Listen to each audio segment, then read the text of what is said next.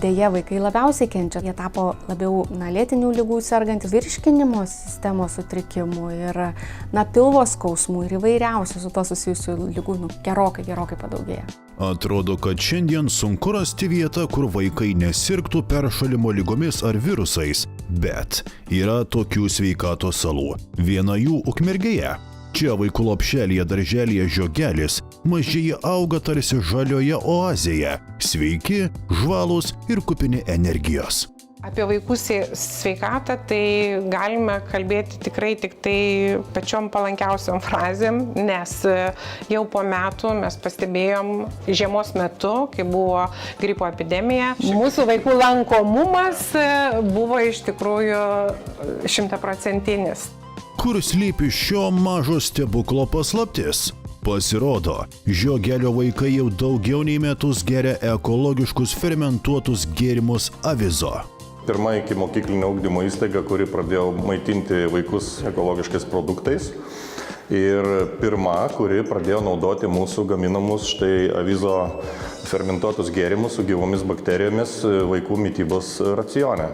Žiogelio vaikai stebina ne tik sveikata, bet ir žiniomis. Jie puikiai supranta, kodėl svarbu išlaikyti pusiausvyrą tarp gerųjų ir blogųjų bakterijų.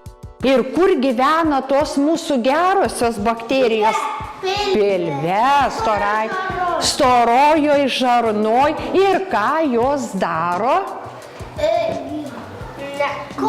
Leidžia blogųjų kovoja su blogųjų. Taip, jos naikina blogasias, kovoja su blogosiam bakterijom. Buvo išskirtinė tema apie virškinimą, atsirado poreikis apie tas bakterijas kalbėti, tai kituose darželiuose apie tai nekalbėto. Tiesiog tik tai šitam. Kodėl taip svarbu rūpintis bakterijų pusiausvyrą jau nuo pirmųjų vaiko gyvenimo dienų? Kuo gali būti pavojinga žarnyno disbiozė vaikams? Pirmi, antri gyvenimo metai yra tie kritiniai, kada susiformuoja sveika arba nesveika mikrobiota. Ta jau irgi galima pamatyti, ar vaikutis dažnai serga ir kokiomis ligomis serga, ar jisai turi kažkokių sveikatos sutrikimų augdamas. Pilvo simptomai įvairūs. Tai gali būti ir odos pokyčiai, ir nuotaikos pokyčiai, ir padažnėjusios infekcinės ligos. Daugybė iš tikrųjų sveikatos problemų ir sutrikimų, kuomet net nepagalvojame, jog to priežastimi gali būti būtent žarnyno mikrobiotos gerųjų ir blogųjų bakterijų santykio pokyčiai. Deja, disbiozė siejama su labai daugelio ligų, lėtinių ligų atsiradimu. Tai ir širdies kraujagyslių ligos, ir nutukimas, ir depresija, ir vaikams autistinio spektro sutrikimas, celiakijos, alergijos, atopijos, tikrai labai daug sąsajų yra su disbiozė. Viena patikimiausių išeičių papildyti mitybą gerosiomis bakterijomis, dar vadinamomis probiotikais. Jų milijardai slypi ekologiškose Avizo fermentuotose gėrimuose ir rauguose. Ir būtent čia atsakymas, kodėl Žiogelio vaikai neserga virusinėmis ligomis. Iš tikrųjų labai mielai vaikai jį geria. Šitą produktą jie gauna vieną kartą savaitėje. Produktas yra 3 skonių, tai jau žinom netgi per beveik tuos 1,5 metų, kokių skonių labiausiai vaikai mėgsta, tai juodųjų serbentų, moliūgo ir šaltalankių. O gal žinot, iš ko yra pagamintas tas gėrimas Avizo? Iš avižų. Iš ko dar? Iš obuolių. Iš obuolių. Iš ir į jį yra įdėta gerųjų laktobakterijų. Žinot, dabar iš tikrųjų vaikai bendrai yra labai aktyvūs. Tai aš galvoju, kad šito produkto vartojimas jiem tik tai prideda tos energijos, aktyvumo ir to žingeidumo. Ekologiški Avizo fermentuoti gėrimai ir raugai su probiotikais ir skaidulomis yra rimta pagalba tiek sergantiems, tiek tiems, kurie nori sustiprinti imunitetą ir išvengti ligų, nepriklausomai nuo amžiaus. Be abejo, pagalba tai yra vartoti bakterijas, tas gerąsias liaudyje vadinamas probiotikus, tam, kad jeigu yra tuštuma, jos neužimtų tos bakterijos, kurios gali lemti mums ligas.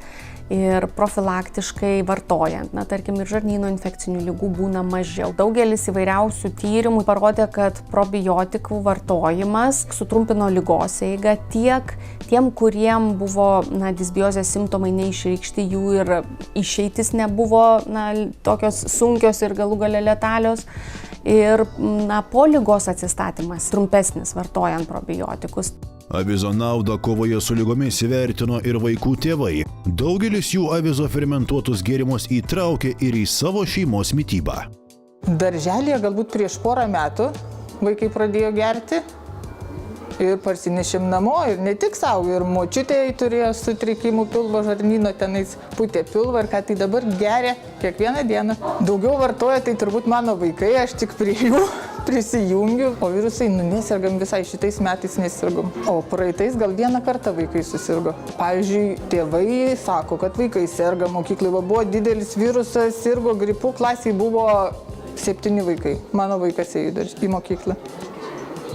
Tikrai nuoširdžiai sakau, nesergam. Ekologiškų avizo gėrimų ir raugų įvairovė padeda išlaikyti pastovų vartojimą, net ir įnoringiems vaikams bei suaugusiems. Avizo stengiasi būti kūrybingi, inovatyvūs ir to pasekoje šiandien dienai mes turime pasiūloje savo asortimente produktų, 13 produktų. To neapsiriboja, netrukus pasirodys ir daugiau naujienų. Darom bandymus, darom degustacijas, žmonėm pristatom. Kiek galim, stengiamės domėtis, skaitom literatūrą, lankomės kursuose liaudės tokių raugintojų. Aš kaip technologė pritaikau tai pramoniniai gamybai. Man yra įdomu, kaip randu produktą ir stengiuosi padaryti jį geresnį. Darželio žiogelio vaikams avizo neabejotinai tapo kone vienintelis gerųjų bakterijų šaltinis. Kur mes galim rasti šitų gerųjų bakterijų?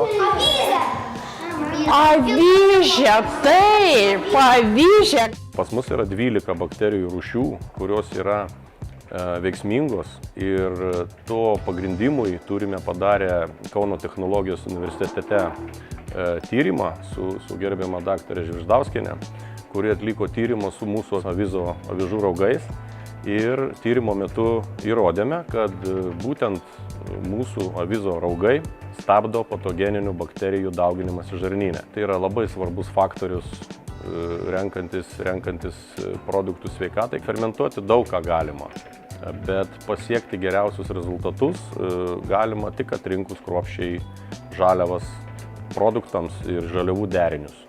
Avizo gėrimai puikus sprendimas tėvams, kurie nori stiprinti vaikų imunitetą, ypač jei mažieji nemėgsta raugintų daržovių. Vaikai nenori nei raugintų agurkų, nei kopūstų, bet šitą gėrimą geria noriai.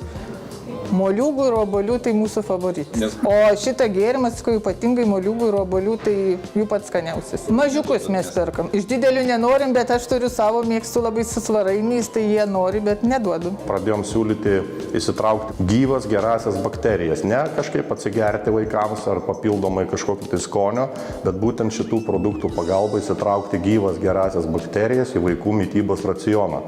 Tai yra toksai mažytis, bet tuo pačiu ir revoliucinis žingsnis, kadangi ne vien šviežiai spaustos sultys, ne vien šviežios daržovės lemia mūsų sveikatą, mūsų žarnyno veiklą, o fermentuotų raugintų daržovių pasiūla ir gėrimų pasiūla, ypač su gyvomis gerosiamis bakterijomis, kiek žinau, keli metai atgal dar net nebuvo prieinama, ta prasme nebuvo tokio dalyko pasiūloje.